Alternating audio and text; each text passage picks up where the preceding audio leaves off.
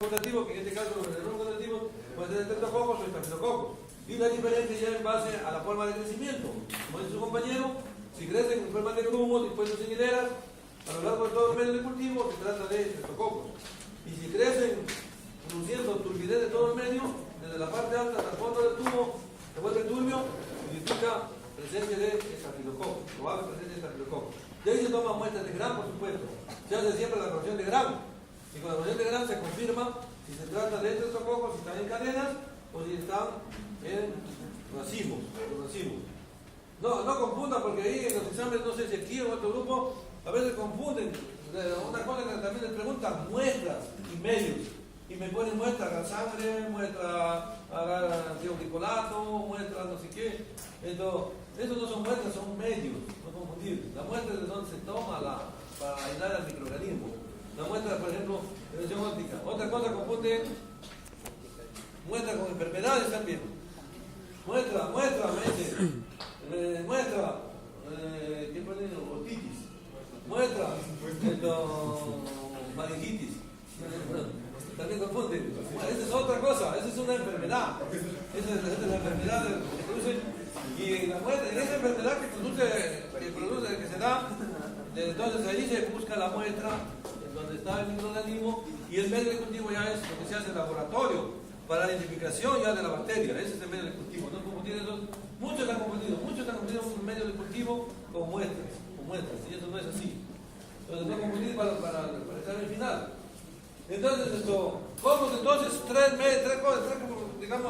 para cuando son buenos yo cocos tengo que tener tres medios. Tengo que tener mi agar sangre, tengo que tener mi glicolato, tengo que tener mi monitor. Y según eso yo oriento ya. Y se trata, por ejemplo, de un coco. ¿Cuál es el coco gram positivo que mayormente causa infección de vías urinarias? A ver usted. Saprofíticos. No, esos son los estafilococos, pero los cocos de los estreptococos, el Pecalis, claro. Dentro de los cocos el Pecalis, siempre yo voy a buscar el coco Pecalis. Y dentro de los estafilococos voy a buscar el estafilococos saprofíticos en primer lugar. En segundo lugar puede ser el estafilococcus aureus. Y muy menos frecuente el estafilococcus epidermidis. Los estafilococos, los tres pueden causar infección de vías urinarias. El estafilococcus aureus más a nivel interhospitalario. Y luego voy sobre el campo de los bacilos. Los bacilos eran negativos, a ver usted. Si usted quiere aislar bacilos, ¿qué medios va a utilizar? Sí. No, para aislar bacilos gran negativos, ¿qué medios va a utilizar? McConkey. El McConkey. ¿Y cuál es el objetivo de utilizar McConkey? A ver, dígale usted. ¿Cuál es el objetivo de utilizar McConkey? ¿Ah? A ver usted. Claro, porque el medio de McConkey contiene el carbohidrato lactosa. Y lo que voy a ver de esas bacterias que crecen en ese medio de McConkey, cuál de ellas va a metabolizar lactosa y cuál no. Entonces existen dos grupos, los lactosa positivos y los lactosa negativos. El objetivo de usar McConkey es ver el comportamiento frente a la lactosa de la bacteria, en este caso de una enterobacteria o de una bacteria que está produciendo infección de vías urinarias. Entonces, si es lactosa positivo, puede ser una E. coli, puede ser una Klebsiella o puede ser un Citrobacter. Y si es una lactosa negativa, puede ser una Salmonella, puede ser una Shigella, los géneros proteos. Entonces, eso es un mediento. Entonces yo ya me oriento en un abanico, prácticamente, y digo, vacío lactosa positivo por un lado, por otro lado lactosa negativo. De esta lactosa positivo yo hago el replicaje al TSI. De esta lactosa negativa también hago un replicaje al TSI. Primero, la toma la muestra, primero después mi Gram, después mi lactosa, veo mi siempre McConkey para ver cómo es el comportamiento de la lactosa, luego mi replicaje TSI. Y aquí hago la lectura bioquímica. Ya esto se trabaja en tubo, y aquí va a ser mi lectura bioquímica. Supongamos que sea una E. coli. Entonces, ¿cómo va a tener comportamiento bioquímico? A sobre A negativo A sobre A, esto positivo para gas, y negativo para ácido sulfúrico. Entonces, y así voy a evaluar cada una de las bacterias, las más positivas, según como me sale. Entonces yo ya voy a poder identificar qué tipo de microorganismo se trata. Entonces, si en alta fórmula bioquímica, se tratará de una Escherichia coli. Y aquí hago una prueba bioquímica de nitol, y el nitol debe salir positivo, nitol positivo. Y de esa manera yo ya digo que el microorganismo que estoy aislando es el Escherichia coli. Ahora, luego vamos a ver con los agentes que causan infección de vías urinarias. Agentes que causan infección de vías urinarias, ya dijimos de los cocos, el Escherichia fecalis, el Merlegón bovis, vamos a ver de los bacilos negativos. En primer lugar tenemos a la Escherichia coli. La Escherichia coli causa el 85% de las infecciones de vías urinarias. La Escherichia coli, 85%. Y en segundo lugar sigue la Klebsiella, en cuanto a infecciones urinarias, en segundo lugar. Y en tercer lugar sigue el género Proteus. Género Proteus, especies de Proteus vulgaris, Proteus mirabilis, son agentes de infección de vías urinarias. Y luego tenemos también un microorganismo que es frecuente, sobre todo a nivel intrahospitalario, de causar infección de vías urinarias. Nos referimos a la Pseudomonas aeruginosa. Pseudomonas aeruginosa. Ahora, si nosotros contamos también aquí con la prueba de oxidasa,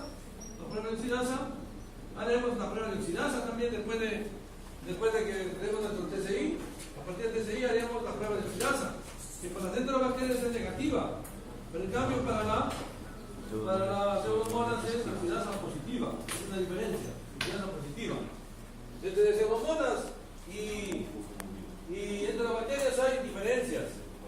Una de las principales diferencias es en cuanto al TCI, hemos dicho que es la fermentación de carbohidratos. La Pseudomonas aeruginosa no fermenta carbohidratos. Y es una gran equivocación también. No sé si en esta corriente me han puesto que la Pseudomonas aeruginosa produce gas, que la Pseudomonas produce ácido sulfídrico, han puesto algunos. Y la Pseudomonas aeruginosa ha dicho que no produce ni gas ni ácido sulfídrico, es negativo. La Pseudomonas aeruginosa no fermenta glucosa, no fermenta lactosa, no produce gas, no produce ácido sulfídrico, la Pseudomonas aeruginosa. Y bueno, la peroxidasa es otra diferencia en cuanto a crecimiento en un ambiente. Las enterobacterias son anaerobios facultativos, mientras que la Pseudomonas aeruginosa es aerobio estricto. Es un ambiente donde existe abundante oxígeno, es aerobio estricto. Bueno, profesor Manay, también quiero que participe pues en la parte ya de la parte del recuento y de algunos aspectos relacionados al diagnóstico del laboratorio.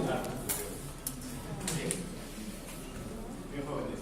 Ya el doctor Zárate les ha comentado acerca de todo lo referente a lo que son los datos que se tienen que tener en cuenta para poder diagnosticar una infección de vías urinarias.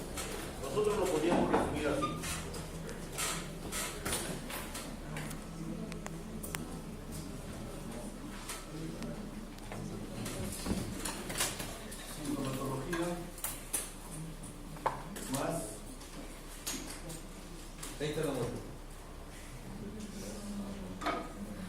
Más leucocituria y más bacteriuria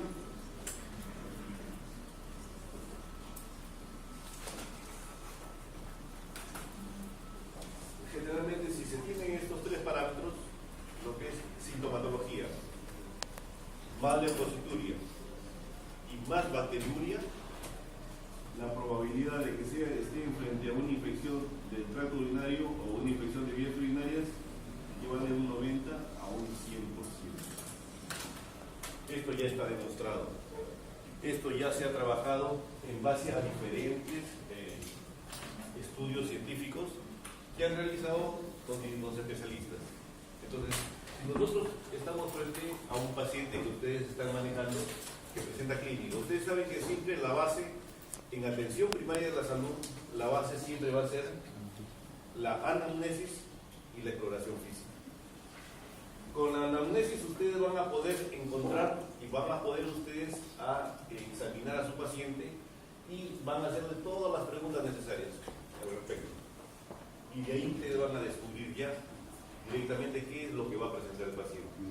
Si a esta anamnesis y exploración física ustedes van ya a la parte de laboratorio, en el cual un resultado de un examen completo de orina con un sedimento en el cual refleja la presencia de leucocitos, o sea, la presencia de componente inflamatorio abundante, y a ese componente inflamatorio se asocia la presencia de grandes cantidades de microorganismos.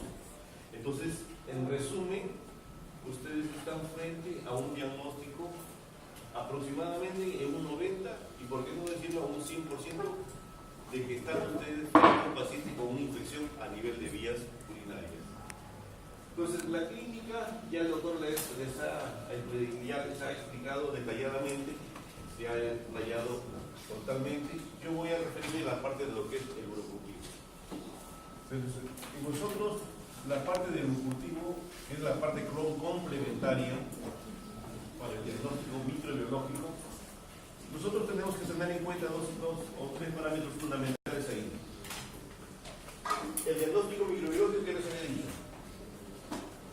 se basa en lo que es la sintomatología, el examen microscópico y lo que es el cultivo. Sintomatología, examen microscópico y el cultivo. En lo que respecta al cultivo o el urocultivo,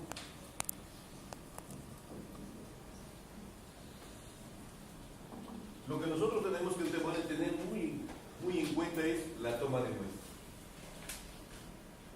Ya el rector también les hablaba acerca de las diferentes formas y métodos que hay sobre la toma de muestra.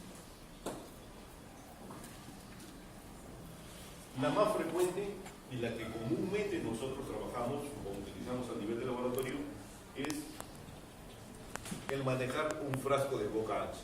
Lógicamente estamos hablando ya de pacientes pediátricos o pacientes adultos, ¿correcto? Pero si estamos frente a un paciente, a un neonato, entonces ahí sí, fundamentalmente la toma de muestra va a ser con bolsas colectoras de orina. ¿Qué es lo que nosotros tenemos que tener en cuidado aquí en el manejo de la toma de muestra o en la indicación cómo deben tomarse las muestras? ¿Qué es lo que nosotros debemos considerar acá? Si es un paciente neonato, la bolsa colectora de orina no debe estar puesta más de 30 minutos. No debe estar puesta o colocada en los genitales del neonato más de 30 minutos.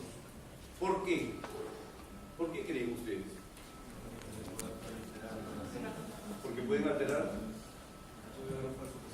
pueden ser falsos positivos. Sí, es por ello. Pero ¿por qué más? Fundamentalmente, ¿por qué? Ya vamos entrando un poquito más al campo ya netamente microbiológico. Con informe científico ya. Vamos dando el informe científico. ¿Por qué? ¿Por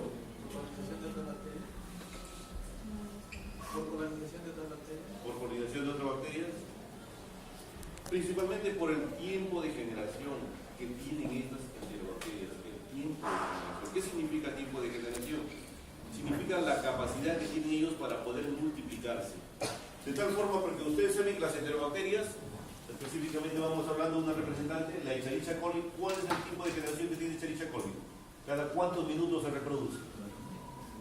Cada 20 minutos, ¿correcto? Cada 20 minutos. Y además, si a esto nosotros le sumamos que a nivel de la uretra, en el primer tercio, existe una flora colónica residente. En otras palabras, existe una microbiota, que está formada por enterobacterias, formada por cocos, enterococos, etc.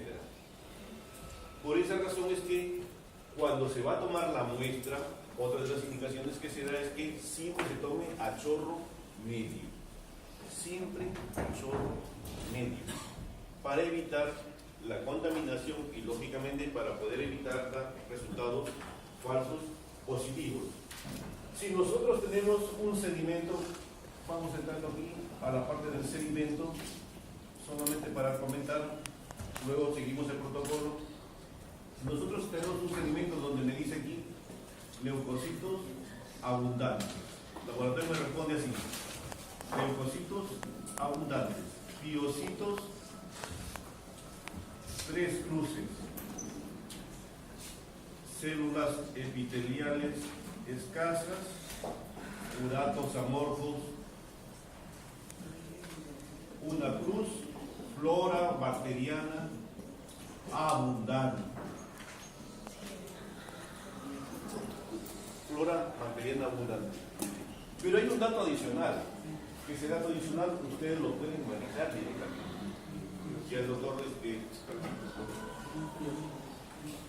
el doctor Zárate les ha comentado acerca del uso de estas tiras reactivas, ¿sí?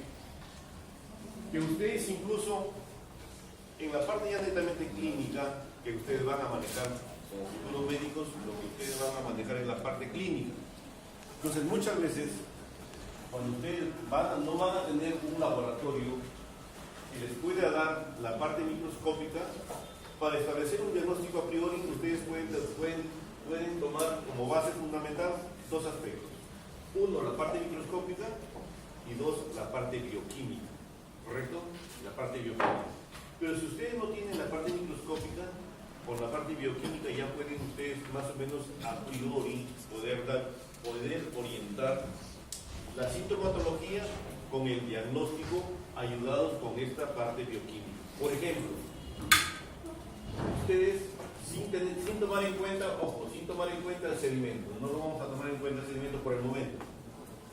Ustedes van a tener, van a colocar, el paciente llega al laboratorio lógicamente con una sintomatología de una infección de vías urinarias, colocan su tira reactiva y vamos a tener, aparte de los demás parámetros, pH 8. ¿Vendría a ser? Ácido alcalino. Proteínas, una cruz. Sangre, 3 cruces. ¿Correcto? Nitritos, positivo. Con estos datos que ustedes obtienen ya haciendo uso solamente de estas tiras reactivas, ustedes más o menos pueden orientar su diagnóstico a que el agente probable causante de esa infección o de esa sintomatología vendría a ser una enterobacteria, correcto, una enterobacteria. Pero pueden ir un poco más, por el pH, exactamente, por este pH, pero ustedes pueden ir un poco más. pH alcalino, ¿quién alcaliniza el medio?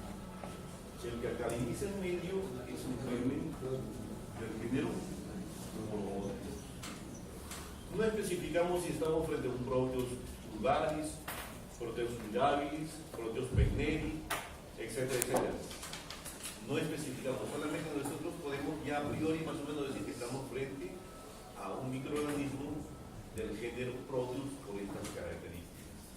Antiguamente nosotros, sino todavía en algunos laboratorios, en algunos laboratorios todavía que no se puede, muchas veces los insumos o los recursos económicos no dan para poder comprar tiras reactivas, y algunos también colegas que tienen a veces ellos contradicción con el uso de estas tiras reactivas porque según ellos dicen que pueden inducir a dar errores en el momento de la lectura, en otras palabras, a dar lecturas falsas, positivas.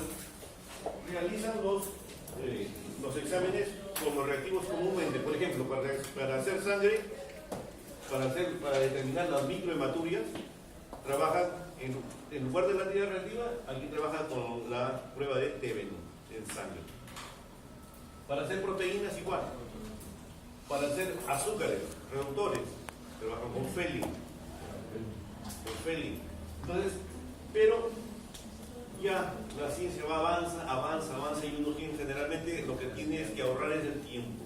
Lo que tiene uno que ahorrar es el tiempo. Por esa razón es que estas tiras a nosotros nos saca de mucho apuro cuando podemos trabajar muestras en grandes cantidades. Entonces, con estos parámetros nosotros nos orientamos directamente más nuestro diagnóstico en base a la sintomatología y en base a este examen bioquímico. ¿Okay? Este examen bioquímico, es un examen bioquímico, diríamos, cualitativo. Algunos lo consideran semi-cuantitativo porque acá da concentraciones. ¿Okay? Algunos lo consideran semi-cuantitativos porque aquí dan algunas concentraciones.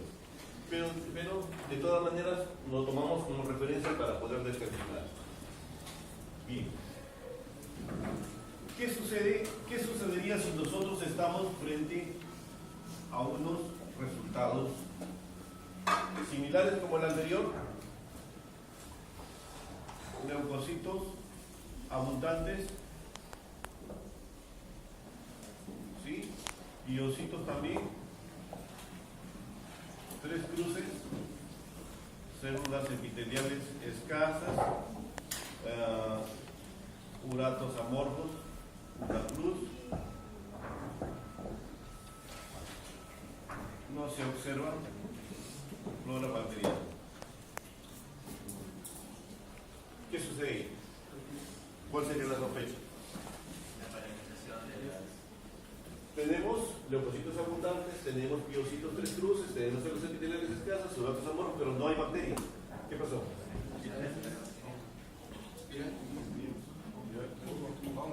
¿Cuál sería la impresión diagnóstica? Ya el doctor les explicaba.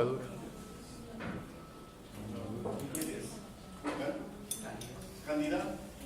A ver, dicen cándida. ¿Algún otro dato? ¿Pseudomonas? ¿Algún otro dato? Ahorita no me están dando ninguno de los datos que el doctor está dando. Y les ha explicado. Solamente de los 3. Sí. Que haya dado uso antibiótico. Que haya hecho uso de antibióticos. 1, 2. Bien. Antiinflamatorios ya lo incluimos ahí. 2. ¿Alguna prescripción diagnóstica? Litiasis. Litiasis lo descartamos, ¿por qué? Porque hay presencia de piocitos. Me ha faltado quizás agravarlo un poco más, pero ponerle aquí, ¿no? Hematíes. Hematíes.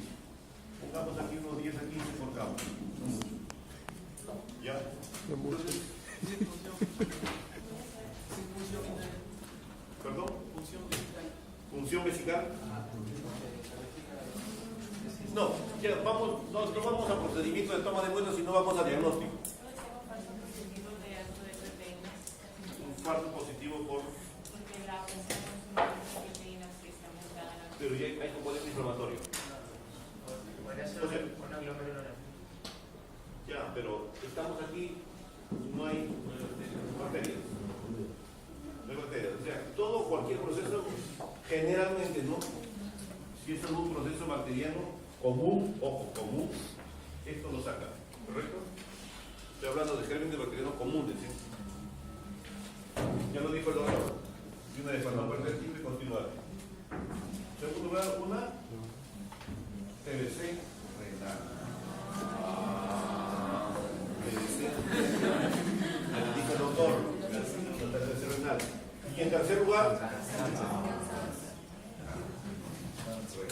entonces, hay que tener en cuenta, porque muchas veces nosotros cuando estamos, y eso sucede, cuando a veces no hay experiencia, cuando a veces no hay experiencia, entonces el médico llega a reclamar, ¿no? ¿Pero qué pasó? Si me están enviando un resultado de laboratorio, en el cual dicen que hay hematuria, que hay leucociuria, ¿no? Hay piocitos, pero, y el cultivo me sale negativo.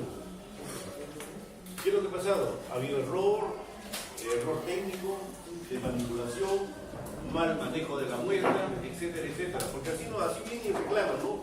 ¿Y en razón de qué? En razón de que muchas veces ustedes saben que ya sea el microbiólogo, o el biólogo, o el tecnólogo, o el patólogo que esté a cargo del laboratorio, la mayoría no somos mandrajes, porque no hacemos magia. La magia se hace con los elementos que uno tiene, ¿correcto? Entonces, es cultura digo cultura médica, porque no se indica la sospecha diagnóstica del paciente. ¿Qué es lo que tiene el paciente? Entonces uno trabaja ciego. Por lo tanto, si uno no tiene, existe la probabilidad de la inexperiencia, muchas veces nos da, simplemente se reporta, pues, o lo que acostumbran a veces otros colegas cuando ven así, ponen de coli y nada más, pues, de coli, ya con eso ya soluciona, ¿no? Se lo digo, porque eso se da. Ustedes saben que ya en la parte práctica, lo que es la práctica ya de nivel de clínica, se da de todo. Desde el manejo de los porcentajes, laboratorios da más porcentaje, pues el médico no reclama nada. Porque es así, no le reclama nada. ¿Por qué? Porque está recibiendo su porcentaje. No le interesa al final ya de tratamiento o le sugiere algunos otros exámenes auxiliares para complementar el diagnóstico. ¿De acuerdo? Pero cuando el médico directamente o cuando confía en un laboratorio y quiere establecer un diagnóstico, recomienda a los laboratorios que son de confianza. Entonces, ¿por qué? Porque a él le interesa su prestigio. Y por lo tanto, a él le interesa un buen diagnóstico microbiológico para poder establecer un diagnóstico definitivo. Entonces, generalmente esto se da. Cuando no hay, por eso es que aquí viene la otra salida, ¿no? Lo que nosotros normalmente utilizamos como parte del protocolo de manejo es la coloración de grano. Pero cuando no se indica en la sospecha clínica, también hay que hacer una coloración de grano, porque es básica y fundamental. ¿De acuerdo? Entonces, esa es la forma que nosotros podemos manejar. Bien, continuando.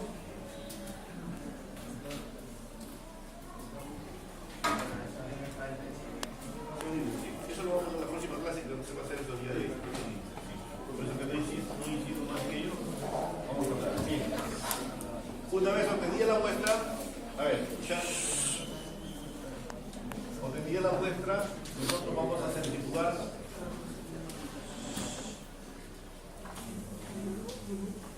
5 mililitros de orina, luego de 13%, vamos a centrifugar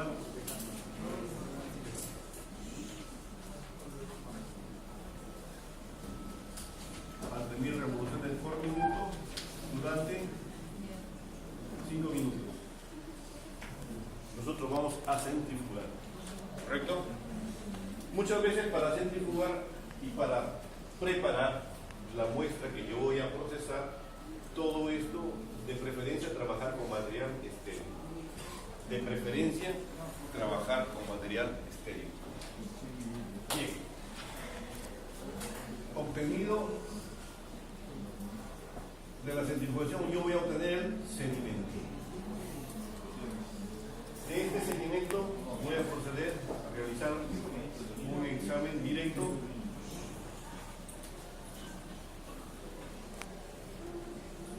y voy a poder realizar una coloración de grano.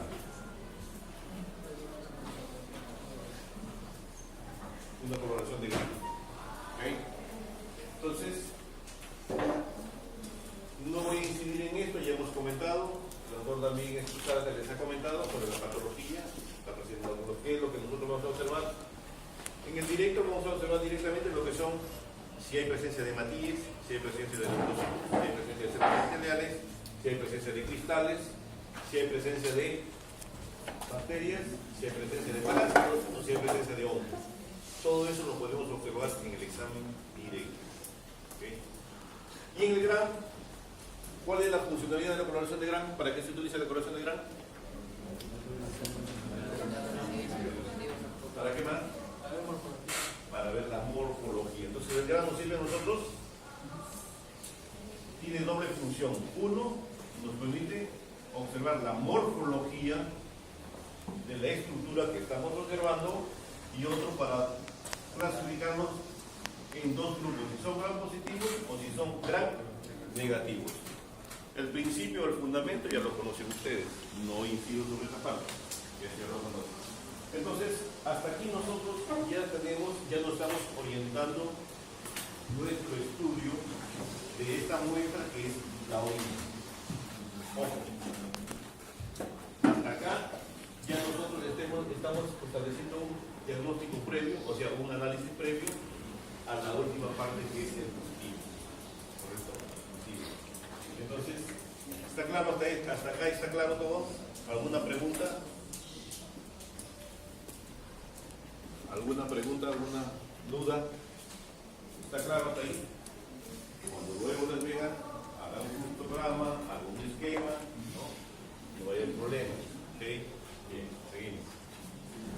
Observado el sedimento, y si nosotros vemos que hay patología, procedemos a cultivo. Como se trata de una orina, vendría a ser un urocultivo. Entonces, ¿qué vendría a ser el urocultivo en sí?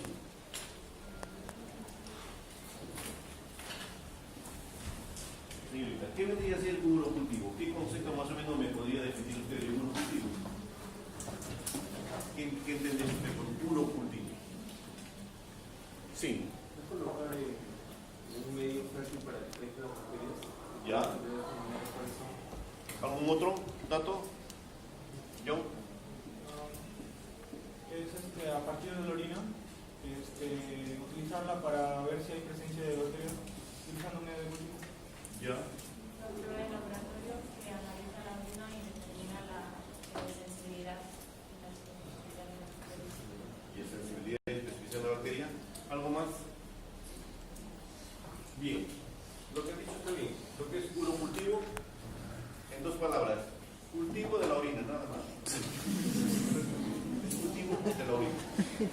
Lo que ustedes me dicen es lo adicional, ¿correcto? O sea, utilizando un medio de cultivo a través del cual me va a determinar la sensibilidad y la especificidad. Y ese es el bamboleo, ¿correcto? El bamboleo, el adorno, ya no, el floro. Pero nosotros directamente, urocultivo, cultivo de orina. ¿Qué cantidad? Dependiendo del método que nosotros vamos a utilizar. Dependiendo del método que nosotros vamos a utilizar. Pero así de simple. Para poder hacer el cultivo de orina nosotros, si la orden de análisis, ojo, si la solicitud del laboratorio, o sea, si la solicitud que parte del médico tratante o del especialista, no me indica si estoy frente a una litiasis, estoy frente a una, qué sé yo, una sepsis, o una infección por gram positivos o una infección por gram negativos, etcétera, etcétera. Si no me indica, el protocolo básico que yo utilizo es, con la muestra de orina obtenida, yo voy a centrar y con un sedimento patológico, yo voy a trabajar con este esquema. No sé si la infección es causada por gram positivos, entonces como no sé si la infección es causada por gram positivos, el medio de elección que voy a utilizar es... ¿Cuál es el medio de elección que voy a utilizar para gram positivos? ¿Monitor salado? No. En general, estoy hablando de gram positivos en general. Correcto. No puedo utilizar monitor salado, pero sería lujo ya, porque trabajar con 4 sistemas y si estás en un laboratorio privado, te botan. A la primera, el jefe viene y te bota, porque le estás gastando mucho material. Entonces, si trabajamos nosotros en una entidad estatal, no hay ningún problema, tenemos cantidad. Ahí es donde uno hace docencia, ahí es donde uno puede enseñar, ahí es donde uno puede capacitar. Pero un laboratorio privado te botan. En primer lugar, ¿por qué? Porque por cada placa, en cada placa, sea de Macón, que sea de CNC, sea lo que sea, tú tienes que compartir y sacar 8, 1, 2, 3, 4, 5, 8, hasta 8 cultivos por placa. Y eso es lo que se hace en laboratorio particular. Saca hasta 8 cultivos por placa. Entonces tú tienes que agarrar una cita y hacer tu siembra ahí nomás. Este paciente 1, paciente 2. No, esa es la realidad. Yo les hablo realidad, no yo les hablo realidad. Es más, en otros hasta 16. Les digo.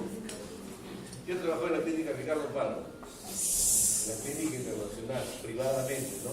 Entonces, yo recuerdo que cuando yo venía, estaba empezando recién ahí en Lima. Yo había trabajado en lo que ya estaba yo en Hospital Loaiza, ¿no? Entonces, cuando nosotros empezábamos ahí, se trabajaba pues por placa. ¿Por qué? Porque en Loaiza van todos los internos pues, de San Marcos, todos los internos de Villarreal. Soy quien ahí a los Loaiza, de Cayetano. Entonces, nosotros como los internos les enseñábamos cada uno de los protocolos y cómo debe trabajarse de la forma real. Pero después pasamos a la parte privada y ahí la imagen sí es virtual, porque de lo que nosotros vemos acá, placa por placa, acá no fragmentos. ¿Sí? Por eso les decía, 8 placas. Yo recuerdo que estaba con el doctor G, él era doctor G, que era el jefe de posgrado de Cayetano de Heredia. Cuando yo llegué, yo le decía, doctor, pero 8 cultivos por placa. Me decía, tocayo, trabaje nada más, porque acá nosotros nos pagan por esto, por hacerlo. Lo que tienes que hacerlo solamente tienes que hacerlo bien, porque no tienes más espacio. Acá ellos nos pagan a nosotros por identificar, porque nos pagan por horas. O sea, ya los hospitales grandes o las clínicas particulares contratan a especialistas solamente por horas para que solucionen los problemas especiales. Lo común, ¿no? Pero lo común ya no trabaja el técnico o en la persona que está ahí, ¿no? Entonces, por eso me decía él, tienes que tratar de trabajar y hacer lo que muchas veces uno no lo hace en una entidad. Por esa razón le digo yo, si nosotros en la orden o en la solicitud de análisis no nos indican cuál es el probable agente infeccioso, nosotros tenemos que tratar de asegurar y recuperar al máximo el agente etiológico causante de la patología renal.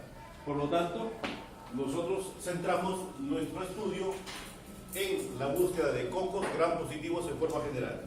El medio de elección es el agar sangre.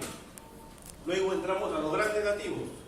Para los gram negativos, ya por la epidemiología, según la epidemiología y el conocimiento de cada uno, sabemos que de los gram negativos, los que generalmente recursan con infecciones de vías urinarias son las enterobacterias. Y las enterobacterias son gram positivas o gram negativas. El medio de elección para enterobacterias es el MACONTI. Muy bien, el MACONTI. Entonces, hasta ahí yo ya estoy tratando de recuperar gram positivos y gram negativos. Pero surge otro parámetro que hay que trabajarlo también, que no se utiliza, o no se conoce, o no se aplica. Es la búsqueda de hongos. Es la búsqueda de hongos. Porque ustedes saben que no solamente las bacterias